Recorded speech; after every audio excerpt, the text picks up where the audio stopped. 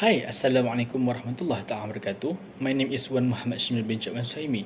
Hello and thank you for joining me for this presentation titled Managing Chaos, a study of crisis management across three terrorist attacks. I will take you through an analysis of three critical incidents of terrorism: the Brussels bombings of 2016, the Tokyo subway sarin attack in 1995, and the Sri Lanka Easter Sunday bombings in 2019. Each of these tragic events left a profound impact on public safety and tourism, two sectors that are intricately linked to a nation's stability and global reputation. By examining the pre-crisis conditions, the immediate responses, and the post-crisis recovery measure, I aim to uncover practical lessons that can inform and improve future crisis management strategies. Terrorism has become an increasingly complex and pervasive challenge in today's interconnected world. These acts of violence disrupt life, instill fear, destabilize economies, and severely damage tourism, a key sector for many countries. As such, effective crisis management is essential to minimize this impact and pave the way for recovery. This presentation will focus on three significant phases of crisis management: the vulnerability that exists before each incident, the immediate step taken by authorities during the crisis, and the long-term strategies employed to recover from them. Each of these phases provide important insight into what worked, what failed, and what could have been done differently.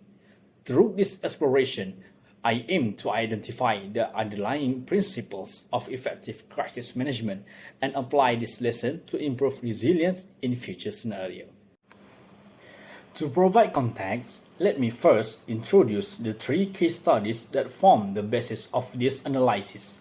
The Brussels bombings in 2016 occurred in the heart of Europe, targeting an airport and metro station, and exposed significant challenges in Belgium governance and intelligence sharing system.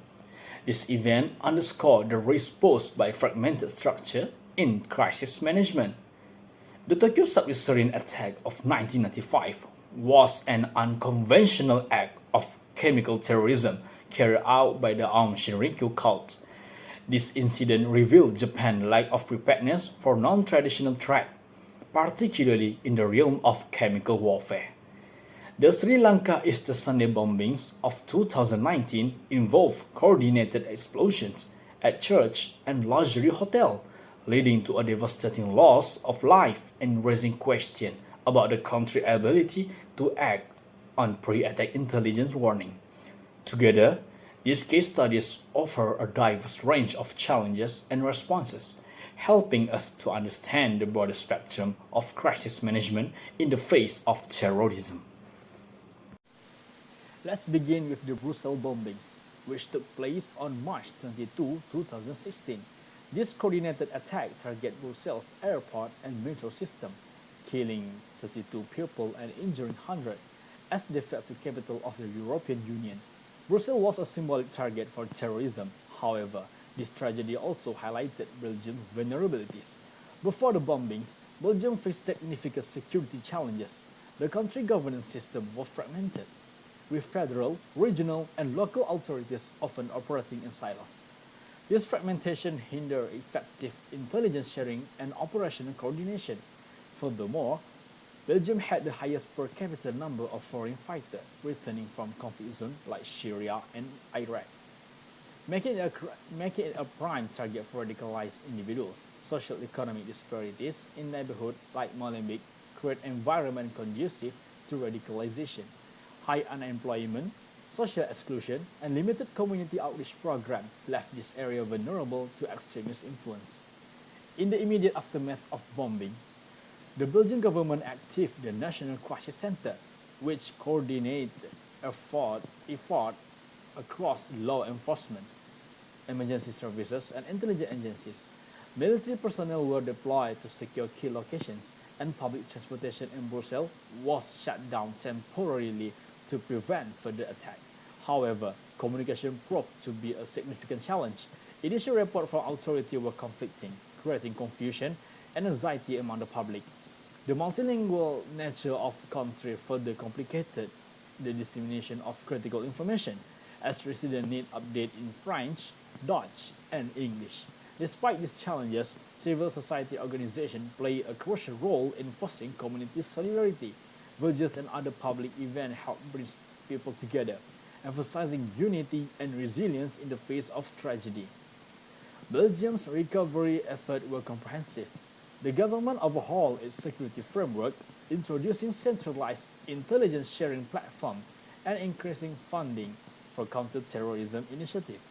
To address the root cause of radicalization, urban regeneration programs like the Canal Plan were launched to improve education and job opportunities in vulnerable neighborhoods.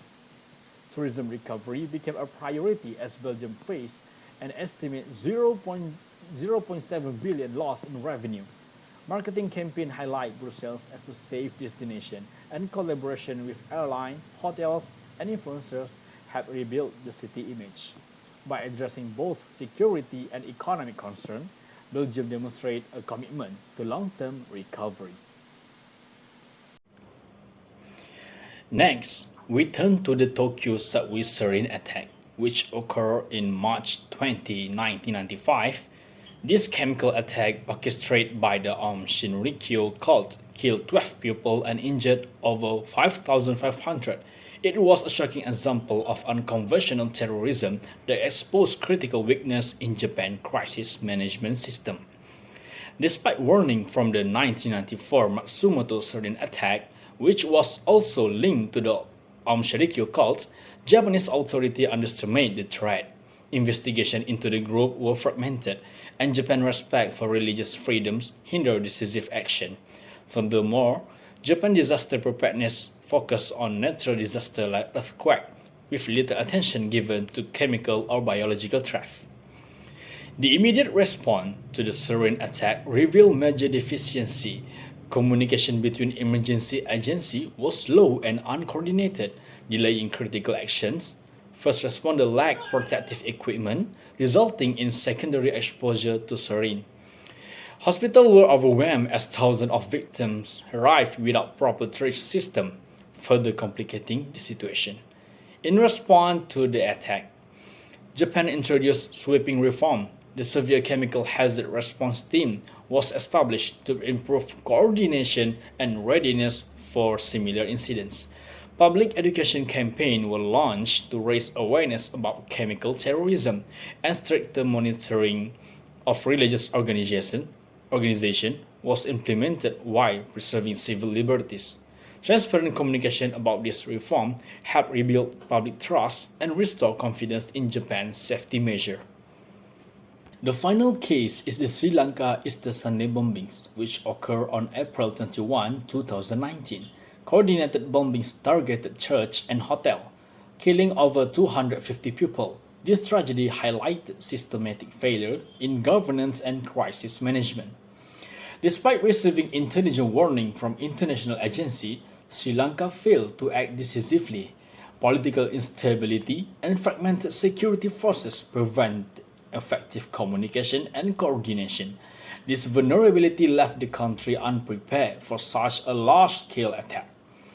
In the immediate aftermath, military personnel were deployed to secure key locations and reassure the public. However, crisis communication was poorly managed. Conflicting updates from officials created widespread confusion and mistrust. Hospitals struggled to manage the influx of casualties due to the inadequate resources and planning. Sri Lanka implemented reform to strengthen its security infrastructure and promote social cohesion.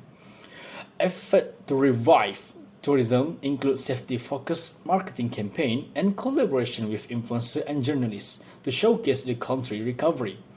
Community outreach programs were also introduced to address radicalization and promote unity. The three case studies, Brussels, Tokyo, and Sri Lanka, offer invaluable lessons in crisis management by showcasing both commonalities and unique approach to dealing with terrorism. Across all three incidents, certain recurring challenges became apparent. One of the most striking similarities was the issue of poor communication and coordination during the crisis in Belgium. Conflicting reports from authorities created confusion, while in Sri Lanka, inconsistent messaging from officials eroded public trust. Similarly, in Tokyo, communication failure between emergency delayed critical action. This breakdown underscored the critical importance of having integrated communication system and clear protocol in place before a crisis occurs. Another shared challenge was the fragmented nature of governance in Belgium. A decentralized structure hindered intelligence sharing and rapid decision-making.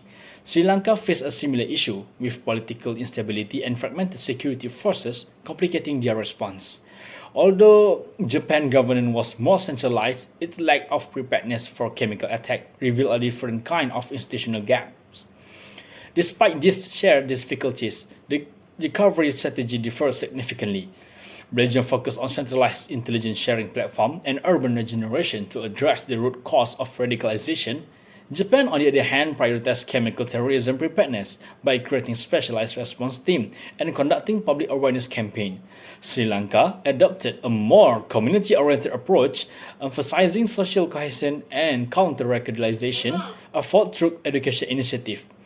This difference highlights the need for context-specific solutions tailored to the unique challenges of each situation.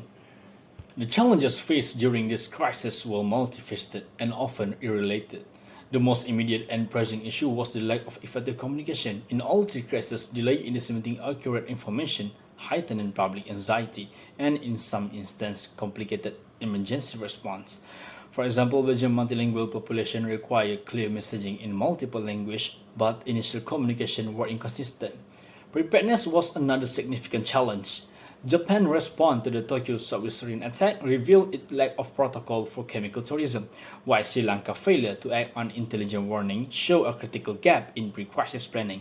Even in Belgium, the under-resourced security services struggled to cope with the scale of the attack. Fragmented governance structure also posed major hurdles. Poor coordination between agencies delayed action, while political instability in Sri Lanka further exacerbated the crisis. This structure issue not only hindered immediate response but also complicated long-term recovery effort. Lastly, public was severely affected in all three cases. Conflicting messages from authority and perceived lapse in preparedness eroded confidence, making recovery even more challenging. Rebuilding this trust required transparent communication and visible reforms. To improve crisis management in the future, several key recommendations can be drawn from these case studies. First and foremost, integrated communication system must be established to ensure timely and accurate information sharing among agencies and with the public. This system should include multilingual capabilities and clear protocol for crisis messaging. Preparedness is another critical area.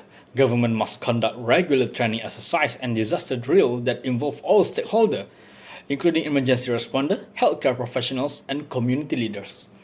This ensures that everyone is familiar with their role and responsibilities during a crisis.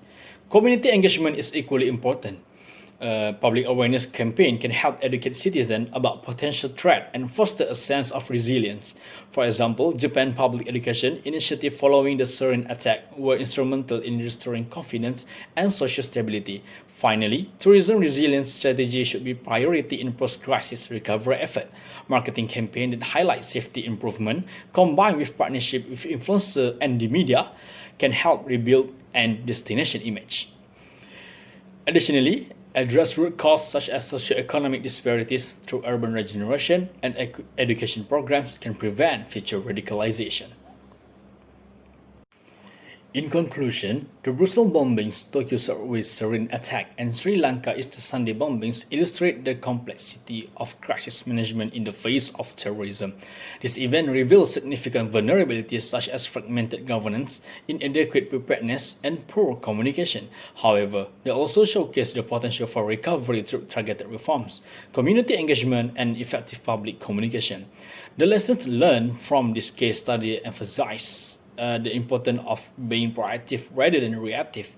Government must invest in infrastructure, training, and resilience building measures to mitigate the impact of future crises.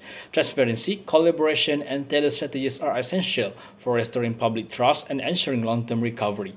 By learning from the successes and failure of the past, we can create a more robust framework for crisis management, one that not only addresses immediate threat but also build a safer, more resilient future for the community and industry like tourism. Thank you for your attention, and I look forward for your question. Bye bye.